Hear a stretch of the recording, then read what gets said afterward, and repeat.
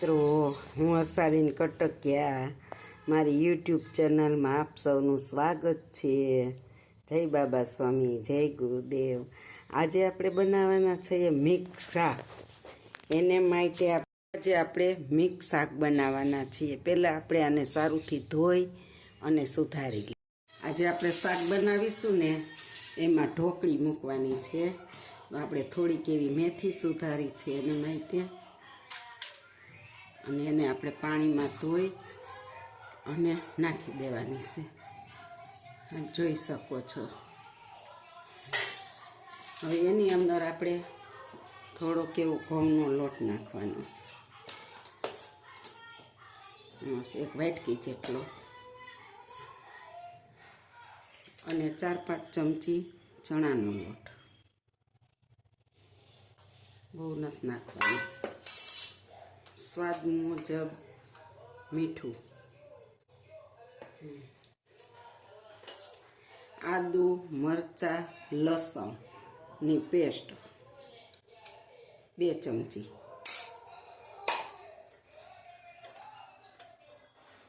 હળદર પાવડર, મરચું પાવડર, ધાણા જીરું પાવડર, થોડી ખાંડ, આપ જોઈ શકો છો. અને હવે આપણે છે ને થોડાક એવા સાજીના ફૂલ, થોડાક, બહુ નહીં. અને હવે આપણે એમાં અડધા લીંબુનો રસ નાખીશું.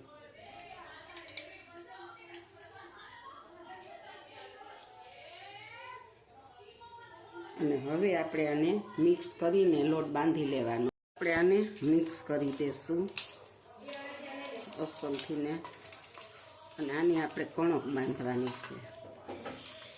જોઈ શકો છો. આપણો લોટ હવે બંધાઈ ગયો છે સરસથી. એમાં આપણે થોડુંક જ પાણી જોયું છે, એક નામનું જ. જો આપણે એટલા લોટના થોડાક મુઠિયા વાળ્યા છે અને થોડીક નાની નાની ઢોકળી વાળી છે. શાક વઘારશું ત્યારે મૂકવાની છે. હવે આપણે ગેસ ઓન કરીશું, એમાંથી કુકર મૂકીશું. કુકર મૂકી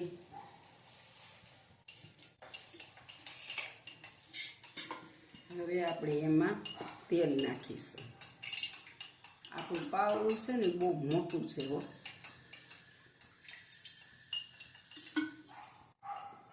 આપણે 3 પાવડા તેલ મૂકીશું.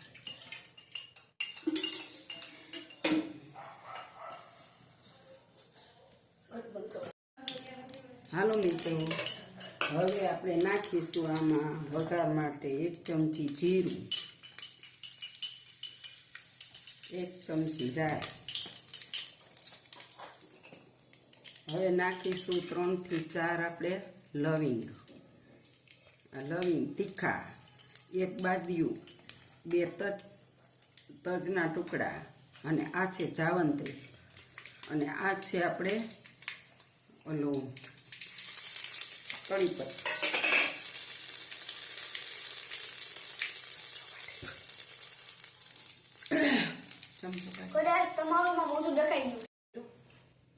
હાલો, હવે આપણે નાખીશું આદુ મરચાંની પેસ્ટ.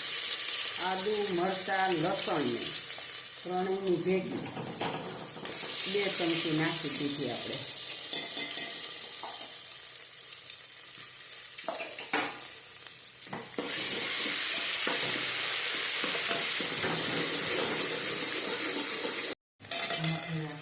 હાલો, આની અંદર આપણે છે ને થોડી કોથમીર હોત નાખવી છે. એકદમ સુગંધ આવે ને એટલે. પછી માથે છાંટશું, પણ આમાં થોડીક નાખવી છે. અને થોડાક એવા લીલી ડુંગળીના પાન નાખીશું, એટલે એની સ્મેલ મસ્ત આવે આની અંદર. આદુ મરચાં લસણનો છે ને એટલે.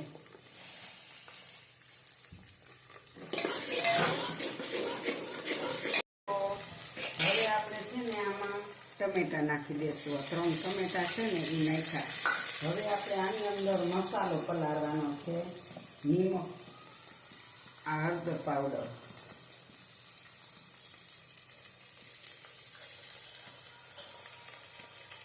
આ મરચું પાવડર. એટલે છે ને મસાલો પલળે ને તો બહુ સરસ સ્વાદ આવે. અને આ ધાણા જીરું પાવડર નાખીશું 2 ચમચી. અને હવે છે ને આપણે આની અંદર નિમક નાખીશું. અને હવે આપણે આ મસાલાને આની અંદર વઘારવાનો છે. જોઈ શકો છો.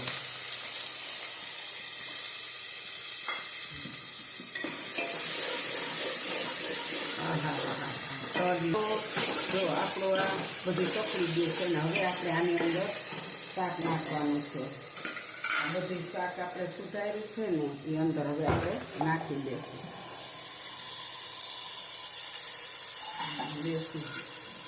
નાખશું ઊંચું નીચું કરી નાખીને સરસ મિક્સ થઈ જાય.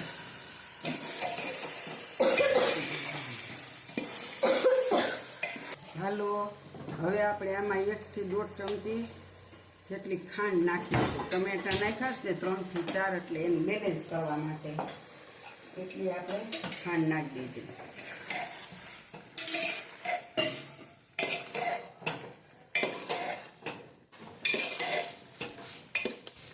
દૂધનું ભાત તૂટી ગયો. હાલો, હવે જો આપણે તેલમાં શાકને હળહળવા દીધું. આપણું બધું તેલ ઉપર આવી ગયું. આપ જોઈ શકો છો. જો બધું તેલ ઉપર આવી ગયું છે. હવે આપણે એમાં પાણી નાખવાનું છે. જરૂર મુજબનું પાણી નાખીશું. હવે પાણી ઉકળે ને ત્યારે આપણે આમાં ઢોકળી મૂકવાની છે. પણ આપણે ઢોકળીને તળવાની નથી. હાલો, હવે જો આપણું ઉકળી ગયું છે. હવે આપણે એમાં ઢોકળી મૂકવાની છે. તઈ હું શાક બનાવું છું. ઢોકળી હાલો, હવે જો આપણે આની અંદર થોડાક ઢોકરા બનાવ્યા છે, થોડીક ઢોકળી બનાવી છે. આ બધું મૂકી દઈ. પછી આપણે આને કુકરને બંધ કરી દઈ. આમ સરસથી મૂકી. અને આપણે તળ્યા વગર મૂક્યા છે ને, આ ચડી જાય ને એટલે એટલું શાક મીઠું થાય છે કે તમે તળેલું શાક ખાઓ અને આ તળ્યા વગરનું એક વખત ખાઓ ને એટલે તમને એમ થાય કે નહીં હવે આપણે આવું જ બનાવવું છે. અને આની એરે મેં ભાત બનાવવાના. એટલે ભાત ને શાક આ તમે ઢોકળી ખાવ ને, અને એમાંય જો સિંગતેલ વાપરતા હો, આ ઢોકળી શાક નાખીને 1 પાવડું સિંગતેલ માથે નાખીને ખાવ 1 ચમચી, એટલે તમારે શાક એટલે શાક લાગે. તમે ખાતા ન ધરાવ એવું શાક છે. હવે આપણે બંધ કરી દઈશું. હવે આપણે આની 3 સીટી વગાડી લેશું. પછી બંધ કરી દેશું એટલે ચડી જશે. હાલો, જો આપણું શાક બની ગયું છે. તેલ ઉપર આવી ગયું છે. બધું. હવે આપણે એમાં ધાણા ભાજી નાખવાની છે. અને જે તમને અનુકૂળ આવે તો ગરમ મસાલો ન ખાય. અમને તો કોઈને ફાવતો નથી એટલે અમે ગરમ મસાલો નાખતા નથી. અને જો મારી આ શાકની રેસીપી તમે બનાવજો આવી રીતે અને સારી લાગે તો લાઈક શેર કરજો અને સબસ્ક્રાઈબ કરજો. આવજો. જય બાબા સ્વામી, જય ગુરુદેવ.